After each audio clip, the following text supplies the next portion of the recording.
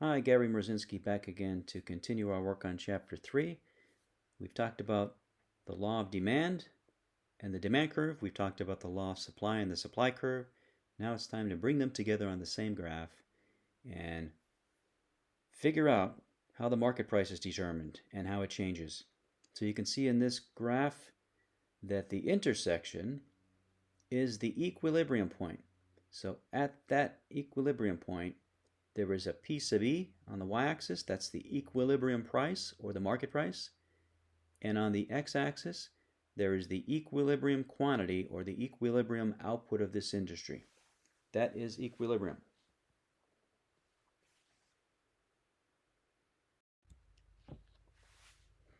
So that's the equilibrium point. There's no shortage, there's no surplus. The quantity supplied is in perfect balance with the quantity demanded. And we're going to talk about why the market wants to be in equilibrium and what changes the market price. The market price does not stay the same, right? So what makes the market price change?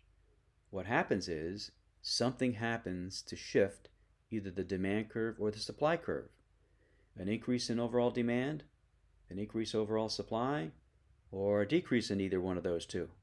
And oftentimes it's more than one thing happening at once. But when one of the supply curves shifts, there's a new intersection point and a new market price. So let's talk about how that works exactly.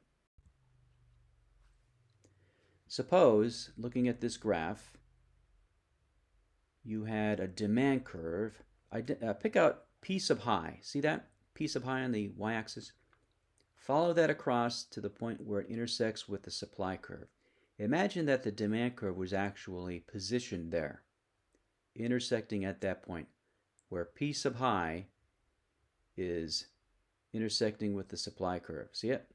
Imagine the demand curve were there, to the right of where it appears on this graph. Then something happens to decrease overall demand and shift the demand curve to the position you see it in now, right? What would happen if the price did not adjust? Or actually, what I'm going to try to explain to you is why is it the price actually does adjust? Well, if the price sticks where it was, P sub high, then what's the situation? That's really an artificially high price, right? Because we can see there's a new intersection point that's lower, but imagine that the price did not change. By the way, who changes the price of a product? It's not the buyer, right? It's the seller. But the seller is changing the price of his or her product based on changing market conditions. That's what we're trying to figure out here. What would be the market conditions? So the demand curve has shifted to the left, decrease in overall demand, but the price is still stuck at P sub high. What is the current situation? Well, follow that price, go horizontally and see where it intersects with the demand curve, and then come down to the x-axis, that's Q sub D, right? At that price, the quantity demanded is identified as Q sub D. Now follow that across and see where it intersects with the supply curve, and then come down to the x-axis, that's Q sub S, right? At that artificially high price, the quantity supplied is much greater than the quantity demanded. Sellers want to sell more of this product than buyers want to buy at that artificially high price. So if you're one of these sellers, what are you feeling? Well, you have an inventory full of product. There's not enough buyers for it. Your inventory keeps getting larger and larger. And so you think, I have to get rid of this inventory. Let's lower the price. You will lower the price and other suppliers will do the same thing. Maybe you lower it just a little bit, maybe halfway between P sub high and P sub E. Well, that would result in a smaller surplus, but still a surplus. And so again, you would see that you're selling more, but still you have too much inventory. You would eventually lower your price to the point where you could sell all that you're supplying to the market, sell all that you're producing. Eventually, and other buyers are doing the same thing. This happens over time. Eventually, the price would get down to P sub E. And you have a new equilibrium point now. Q sub B is the output of the market. On the other hand, what if something else happens? Imagine that the demand curve, find P sub low on the y-axis. See it there? Now follow across horizontally to where it intersects with the supply curve. Imagine that the demand curve were intersecting there. And then something happened to increase overall demand in this market. And it shifts to the position it's currently in. Again, let's think about why is it the price will adjust? Well, imagine that it does not adjust. Imagine that it's still stuck at P sub low. At a price of P sub low, follow horizontally to where it intersects with the supply curve and drop down to the x-axis, Q sub S. That would be the quantity supplied by sellers at that artificially low price. It's much lower than the quantity that would be demanded by buyers at that artificially low price. Again, follow P sub low horizontally until it intersects with the demand curve and then drop down to the x-axis, Q sub D. So the quantity demanded would be much greater than the quantity supplied at this case. So that is a shortage. There's a shortage in the market. So imagine that happens and you're one of the sellers. Remember, sellers are the ones that change the price of the product in response to changing market conditions. In this case, what are you feeling? How do you know there's a shortage? Sellers don't really have these graphs in front of them. They are just feeling what they're feeling based on the customers they see coming in their doors if it's a retail store. So if you're a retail store in this situation, you're finding out that there's a line to buy your product and the line goes out the door and down the street and you have nothing in inventory. As fast as you're able to get the product, produce it, it's being sold. There is a shortage. So what would you do? You're likely to raise the price of your product. So you would do that. Maybe you raise it to halfway between P sub low and P sub E. Okay, now what's the situation? Well, still there's a line to buy your product, a line of customers, but maybe it's not as long of a line. It doesn't go out the door and down the street. It just goes to the door, something like that. Still, you can't satisfy all consumer demand at that artificially low price. You're likely to raise the price. And other sellers are doing the same thing.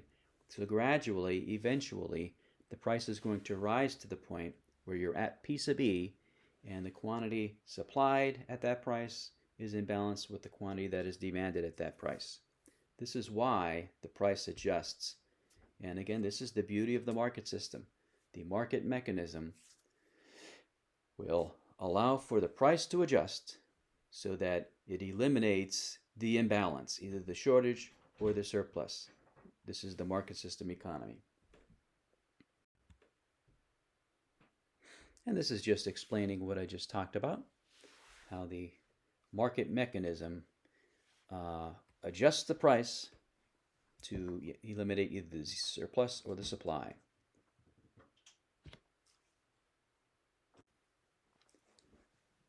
In these next 4 slides, you'll see that we're being shown a shift in a curve, and you can see what the resulting change to the equilibrium price or market price would be. In this case, there's an increase in overall demand, and look at what happens to the intersection. Well, in terms of price, this causes the market price to rise, doesn't it?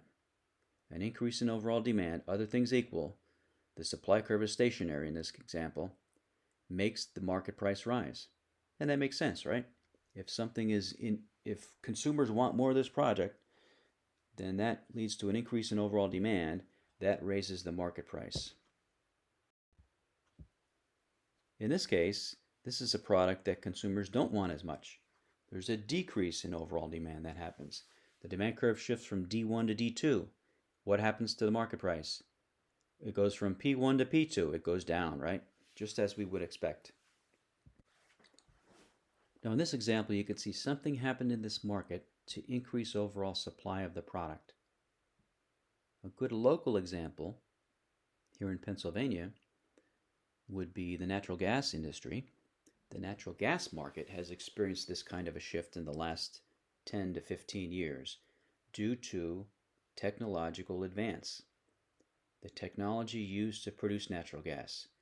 We have these shale rock formations in Pennsylvania, which is a very soft rock, which often has natural gas trapped in it. The technology that was found to be feasible about 10, 12 years ago in western Pennsylvania initially was the combination of hydraulic fracking or fracking, hydraulic fracturing, which is where a hydraulic fluid is used to break apart the rock, releasing the natural gas, and horizontal drilling, which is where you can go down as far as 1 mile and then turn 90 degrees and go horizontally up to 2 miles. Now, the benefit there is you don't have to penetrate the earth as many times if you can just go down one time and then go laterally in any direction such a distance. So these two technologies combined were found to be effective in drilling and producing natural gas at a lower cost than previously. So this increases overall supply of natural gas. All suppliers, all natural gas drillers want to produce more at any given market price. And look at what happened to the market price. This is exactly what happened. Lowered the market price for natural gas.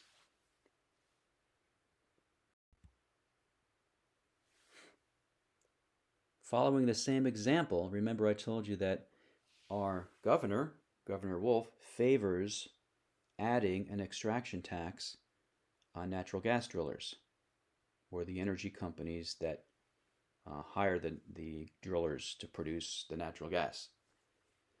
Again, the industry's argument against this tax is that it's going to make it more costly per unit to produce natural gas. This will shift the supply curve to the left and harm the consumer. Of course, they're going to say it's all about the consumer. We're concerned with the consumer. That's why you shouldn't be taxing us. It's going to raise the market price. Well, remember, we say other things equal. This will be the effect. And remember, I told you at least one time so far that it's not just one thing that's happening in any given market. It's more than one thing. So the debate is, we had that rightward shift due to this new production technology. There will be a leftward shift if we add the tax, but relative to the rightward shift, the increase in overall supply, how large will the decrease in overall supply be? It may still end up with lower market prices than before. We don't know, but that is what gets debated because there's more than one shift happening at any one time. But if the only thing you do is add the tax on producers, it will shift the supply curve to the left, making the market price rise.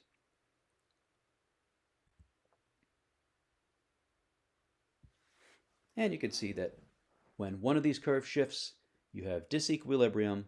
There are two forms of disequilibrium, either a surplus or a shortage. The price will eventually adjust to eliminate the imbalance or the disequilibrium, and we'll be back in equilibrium.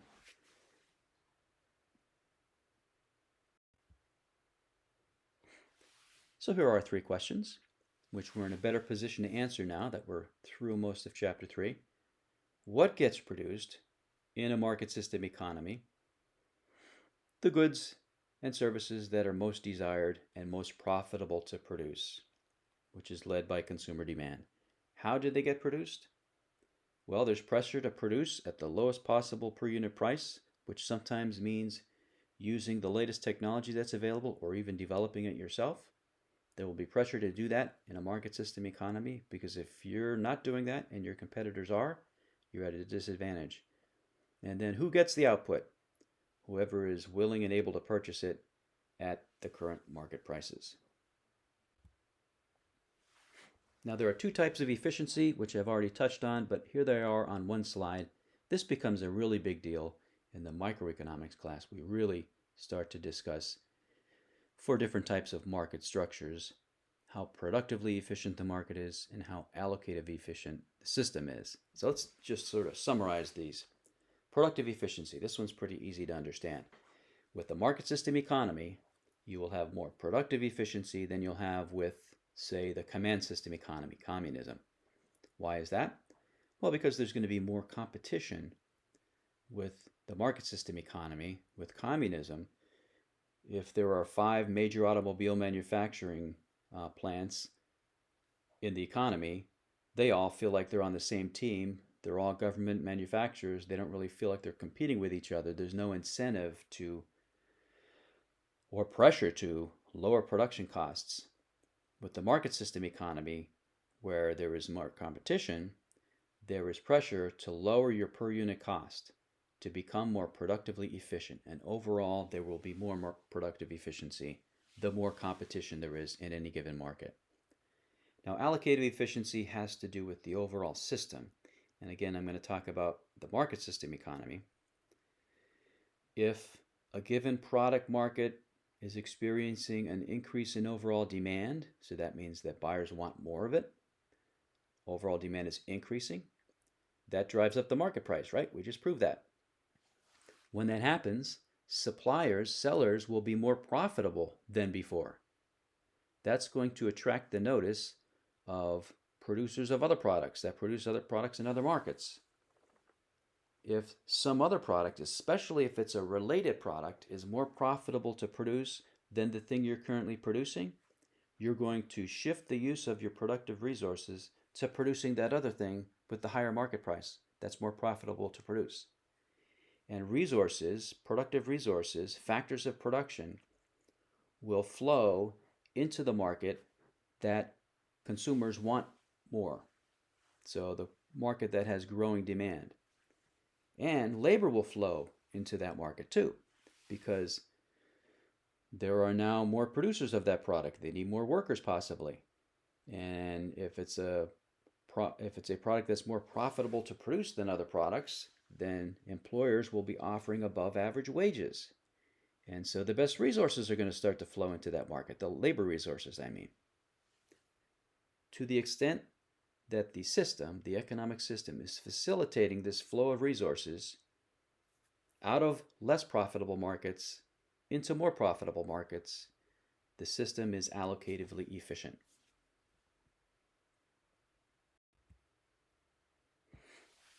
What if the government does intervene? Price controls. Well, even in our economic system, the market system economy, there are a couple of cases where the government does intervene and not set prices, but set either a price ceiling or a price floor, which effectively is doing the same thing. So let's talk about what this will do. And here is, spoiler alert, it will cause an imbalance. Now, the first kind of price control would be a price ceiling. This is where the government places a maximum price on a product that sellers may charge, and this would be a price that is lower than the equilibrium price. So if the market were left to determine the market price, it would be higher than this price ceiling, right? So this happens in cases where it is believed that some people in society are being disadvantaged because they have a right to purchase this product but can't afford it because market prices would be too high if the equilibrium price were the market price, and so some lower price ceiling is imposed on sellers. And there's not many examples of this, but an example would be rent control. This happens in markets where real estate prices are rising, and this has the effect of increasing rental prices as well. And it may be that these are neighborhoods in New York City, let's say, where families have lived for generations and rents are increasing to the point that it's driving families out of those neighborhoods to some other part of the state because they can no longer afford to pay the rent. So if you think that this is a problem for society, you might impose a price ceiling on the apartment owners that are charging the rents, some maximum price. And let me go to the graph on the next slide. So this would be, ignore the prices because the prices would be much higher if it's a rental property. But imagine that this is like the price that can be charged per square foot, or for a 1,000 square foot apartment, let's say, per month, and there's some maximum price. Well, the equilibrium price is much higher. The now lower price ceiling, P sub C, results in an imbalance, right? At that lower price, look at where it intersects with the supply curve, and drop down to the x-axis, Q sub S, that's the number of apartments that will be on the market available for rental at that artificially low price, and the quantity demanded at that artificially low price will be way higher. That results in a shortage, right? And look at where we were. Imagine that this price ceiling was imposed on January 1st of the year. Well, prior to January 1st, there were more apartments on the market, weren't there, for rental? Look at the equilibrium point. Q sub 0 is how many apartments there were previously. Now that there's a price ceiling, there are actually fewer apartments available. Why is this? Well, if you're one of these apartment building owners, now some of them, now that you have to lower your rental price, some of them are going to decide to just leave the market. So you own this apartment building, maybe you decide to sell off the individual apartments as condominiums to individual owners and just leave that market. Some are going to do that. So who are the ones that stay? Well, here's another problem with rent control. It might be the shoddier apartments, and it's going to be maybe a disincentive to invest in upgrading these apartments now that you're getting less rental income, and so maintenance standards might actually decrease. And here's the bigger problem, though. There's a huge shortage. Who gets these apartments? There's a lot more interested renters than there are available apartments now. And there's no system in place to ration this shortage. So you could have, again, a lot of potential for disreputable apartment building owners to maybe use discrimination, maybe use nepotism to select who the renters are going to be, maybe even to sell some of this product on the black market. So the way it would work in this case would be, maybe I can only charge you $1,500 a month to rent this apartment, but if you give me $2,000 a month, $500 under the table, and don't tell anybody about it, I can guarantee that you're going to get one of these apartments. That would be like selling it on the black market. Of course, that's illegal, but there's potential and there's incentive to do that with this kind of a system. So there's all kinds of problems with this, and there's an imbalance then that is being imposed on this market. There's a disequilibrium. A price floor is where the government sets a minimum price that buyers have to pay for a product. And so who does this help? This helps the seller.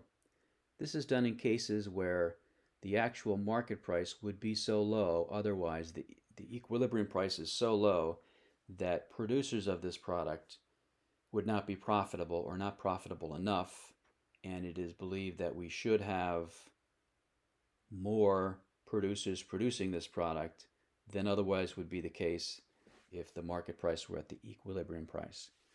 And so assistance is given to the sellers by placing this price floor. But of course, this results in an imbalance as well.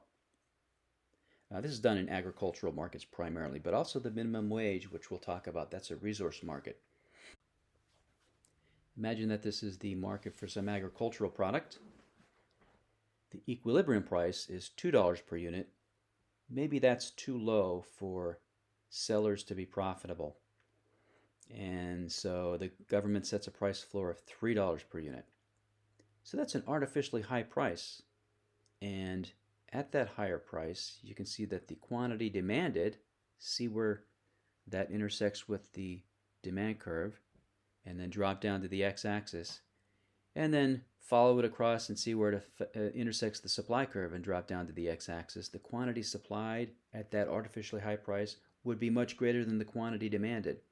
Now the problem with agricultural products is, for the most part, they are perishable, that you can't just put them in inventory and try to sell them later.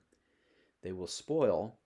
So in a lot of cases, what if it's dairy products, for example, the government then further subsidizes these industries by paying farmers not to produce. Have you ever heard about that?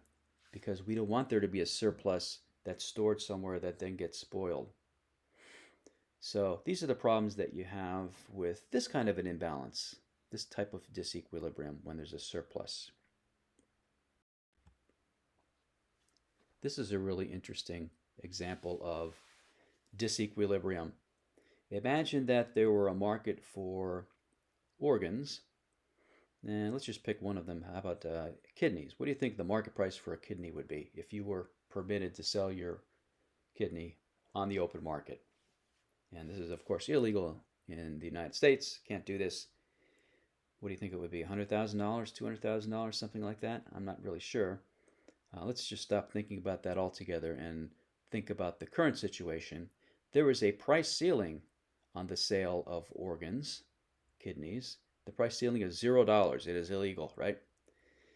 Well, at a price of $0, the quantity supplied is almost zero. It's just whoever wants to donate their organs. It's very low, in other words, than it would be if sellers were able to sell their organs for a price $100,000, $200,000. But at a price of zero, the quantity supplied is going to be very small. The quantity demanded at that very low price is very, very high. And that is the current shortage that exists. Now, I am not advocating that we should be allowing people to sell their organs. I'm just explaining why there is such a shortage in the organ market. And that is it for Chapter 3.